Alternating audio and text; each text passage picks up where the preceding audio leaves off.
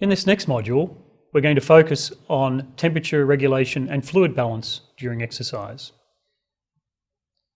During exercise, about 80% of the energy that's dissipated is so as heat, and that needs to be removed so that the body temperature doesn't rise to critical levels. We're going to look at how heat is lost during exercise. There are a number of physical processes that are involved here: the conduction and convection, radiation, and the evaporation of sweat. Conduction and convection really refer to the movement of air or water in the case of swimming, and contact. When athletes are swimming, the temperature of the water can have an impact on heat loss, and that's why so much attention is paid to ensuring that competitive swimming pools have an optimal temperature range to not impede or to facilitate heat loss. However, if we focus primarily on exercise in air, then the airflow over the body will facilitate heat loss, but as the environmental temperature increases, the evaporation of sweat becomes more important. In order to evaporate sweat, the heat from the body must be transferred to the skin, and this involves the cardiovascular system, and increases in skin blood flow deliver the heat to the surface of the body, transporting it away from the contracting muscles. And here is the challenge that the exercising human has to confront, particularly if they're exercising in a hot environment.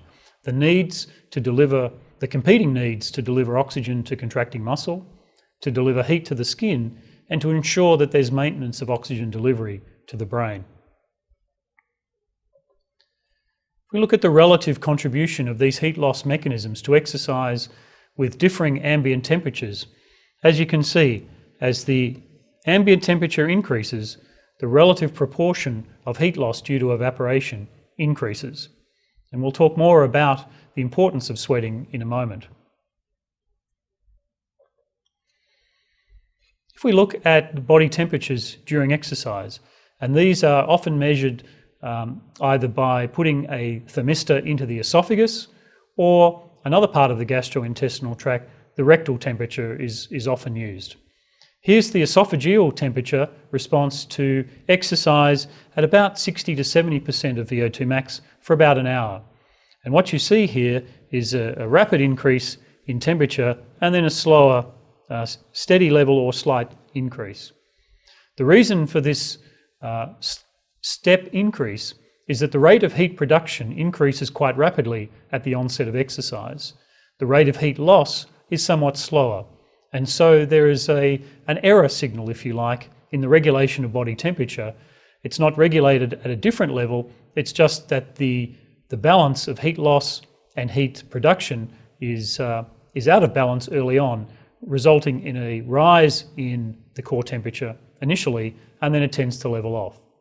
As exercise continues and metabolic heat production is maintained or increased, and the ability to dissipate that heat, the core temperature may drift upwards slightly. And after exercise, when exercise finishes, you can see this rapid drop in body temperature.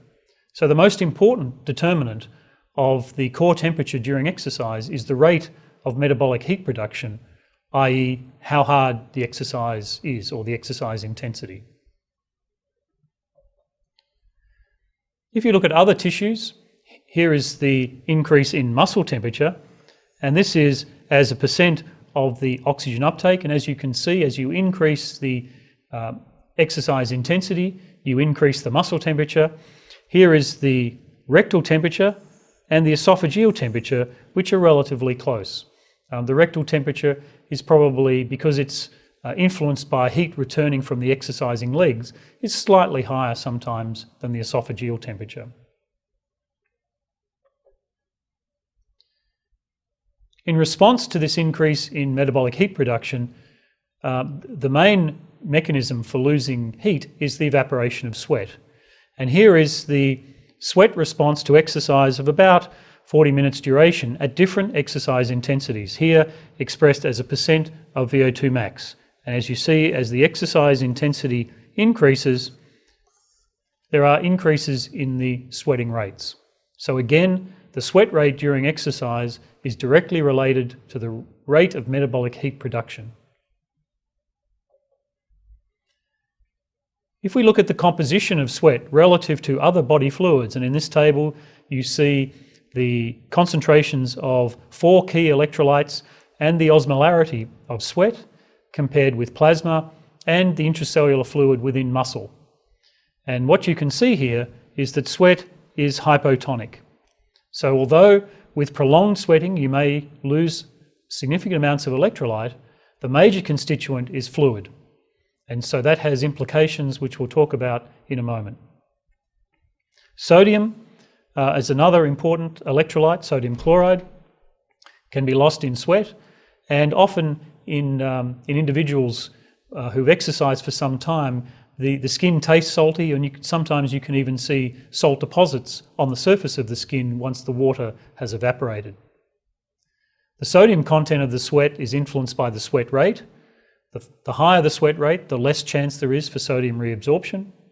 And after a period of training or acclimatization, the sweat sodium content tends to be lower, which helps minimize the sweat loss and preserve the body fluid volumes in the trained state. In terms of the control of sweating during exercise, it is under sympathetic control, and the sympathetic cholinergic nerves have an important role in activating the sweating process and in modifying the skin blood flow. The core temperature is a major driver of the sweat rate, and this, as I said earlier, is driven by the rate of metabolic heat production or the exercise intensity. The skin temperature can also influence the sweating rate. Cooling the skin will tend to reduce sweating. Warming up the skin will tend to increase sweating. But the relative importance of the core and the skin is very much weighted in favour of the core, in the order of about 10 times in terms of the relative signal to sweating. During exercise, there's an increased sweat gland recruitment, but there's also an increase in the sweat released per gland. And dehydration, the loss of body fluid, and the associated plasma hyperosmolarity and hypovolemia reduce sweat rate and sensitivity and increase the sweating threshold. The consequence of sweating is that you lose body fluids. And we'll talk about this in the lecture after next, but there are physiological consequences. There is a slightly higher body temperature when you become progressively dehydrated, and you can see from this table that the core temperature here in the latter parts of exercise was higher than in the control trial when subjects' fluid losses were compensated for. This was associated with a slightly lower stroke volume and a slightly higher cardiac heart rate. You can see here then that over time the progressive loss of fluid from the body, including from the plasma space, is associated with a reduction in cardiac output. And you can see here a slight reduction in two-legged blood flow. And it's really the combination of hypothermia and dehydration during prolonged exercise that begins to challenge the muscle blood flow.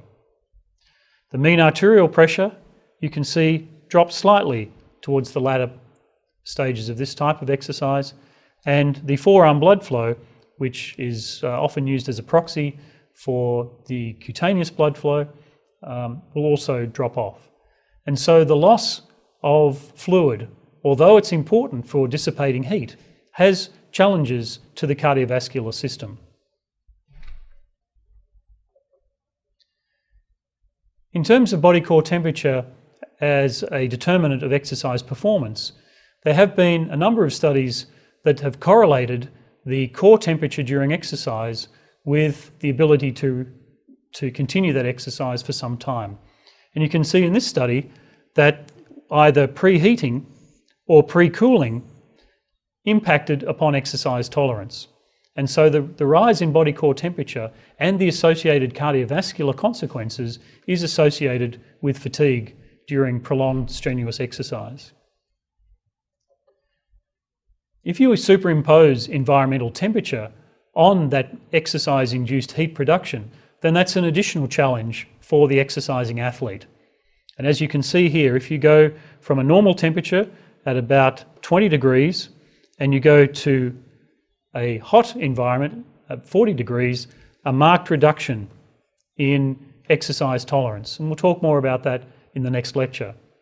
However, interestingly, if you move from 20 degrees to 3 degrees, you can actually see an increase in exercise tolerance. And this suggests that even the thermal load associated with exercise at 20 degrees can impact on exercise performance, such that moving to a cooler environment and thereby facilitating the removal of heat by the various processes that we've talked about can improve exercise performance. I should also add that an important determinant of sweating is the environmental humidity, and often an increase in humidity has more profound effects on exercise tolerance than an increase in temperature under dry conditions, because it's only when the sweat is evaporated that you truly derive the benefit of that heat loss. If the sweat drips off, you have none of the benefits of losing heat and all of the disadvantages of losing that fluid. In the next lecture, we'll look at how exercise in the heat can impact on performance.